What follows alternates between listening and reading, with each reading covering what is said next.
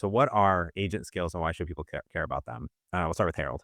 So I think the excitement is there's a ton of agent primitives out there, how to customize your agents. And agent skills really came out as a really simple and effective way that just works for people and it's easy to reason about. It's easy to create. And basically, what they are at the base is it's a markdown file in the folder called skill.md, and it has a description that tells the agent when to include it.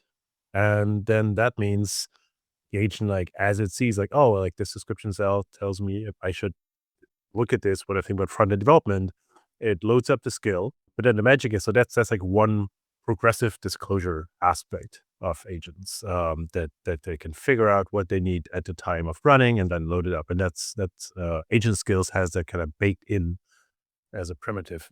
But then there's more progressive disclosure that you can actually, in the folder, you can have additional files that then that markdown file can also point to. And those could be scripts, those could be just documentation, there could be images even, and just anything that the agent then can pulls in based on the description for the skill and can go deeper. So it's very easy to kind of bundle it up in a very minimal description, and then a little bit of expanding into the prompt as it loads the skill.md file, and then even like, oh, now you actually have a full workflow and you can look at all these other files. So I think that's what agent skills are. They are very close to existing primitives we already have, but they do have this sweet spot of nice distribution through this folder system. Nice. How do you see them, Tim? Yeah, I definitely agree. I think the thing that excites me the most about agent skills is one of the things that kind of Harold was pointing to there, like the fact that it basically enables you to use your context window more effectively.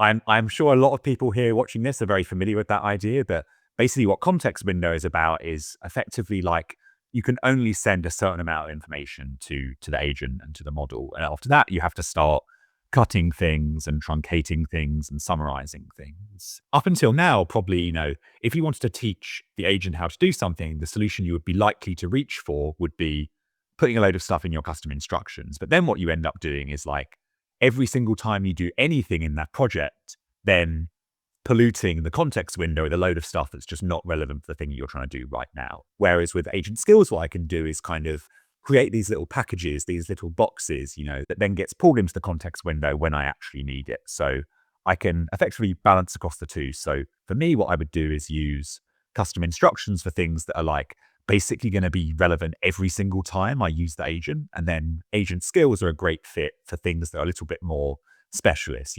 routines or advice or workflows that are going to be useful some of the time, but not all of the time. That makes sense. So what you're saying, Tim, is that my custom instruction that I have here that is very, is kind of built up over the year, if you will. It just keeps going. This isn't a best practice. This isn't a Tim approved best practice. Yeah, and I think until now, this has been like how custom instructions have turned out for many of us. And I think there's a bunch of things in here that you probably would want to keep in your custom instructions. So like, as you were scrolling, there was a section on like coding guidelines. That's probably something that I'd be tempted still to keep in custom instructions because it's so like broadly useful for many, like almost every activity you're going to do with your agent. Whereas when it gets to more specialist things, I think there was a section on like how you do CSS, for example. Yeah, that's something that could be a good fit for a skill because when the agent gets into the mode of like, hey, now my job is to write some CSS, it can then pull in that relevant context and you can help to have a better balance of like what things are exposed to the model all the time and what things are exposed to the model part of the time. But this isn't the exact science. Like we're all going to be kind of figuring out together and as a community, like how we split between these different primitives. And, this is very new. So if right now you've got this massive custom instructions file, don't feel bad. I've got that. Like lots of our projects at GitHub have got that, and we can all use the holiday break to like figure out how to pull these things apart and deal with the spaghetti. This is insiders, so that's really important to call out. The latest and greatest of agent skills. The thing actually called agent skills is in insiders. If you open the vscode stable, which is the blue icon, then you will still have clause skills. So that's just the speed of development that's happening here. Probably gonna pull it into stable beginning of January, just to make it easier to use. So you will see that happening.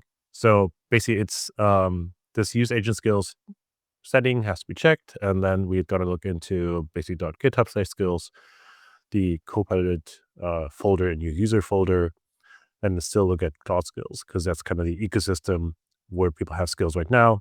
That's just a folder, and it's the same for the coding agent and CLI as well. And we also link you to our helpful docs. So yeah, once you have that enabled, basically it falls into the like list of things that the agent already looks at. So the agent already has, in this case, I have a workshop open that you can find on YouTube from 2 weeks ago. And it was like the basically used all the primitives we have. So you have these agents, these instructions. But I have this one, which is really cool. This is actually based on a blog post by Anthropic that they have is improving front-end design through skills. And they basically have, and we all ran into this. As soon as we go into vibe coding mode with Claude, you will get purple gradients if you're not careful. So just make me a beautiful website is going to be purpley and it's going to have gradients. And then you can really see the model's design aesthetics through some of these design choices it makes.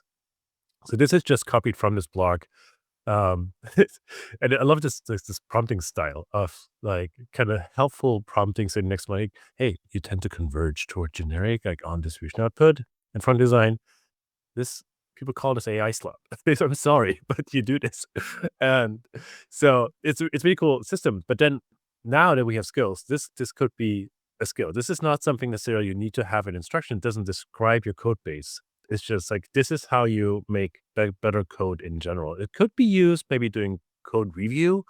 It's like when the code review agent on the GitHub site can see like, oh, like actually I shouldn't use overused font families. And then once I see a design with that, like you shouldn't use Inter or Roboto here, like maybe pick something with different, but it's not necessarily code review. It's more of a design review. So let's make this a skill. So you're going to take this whole thing. You already see this has a name descriptions. So, and this is what custom instructions and Copilot already gave you.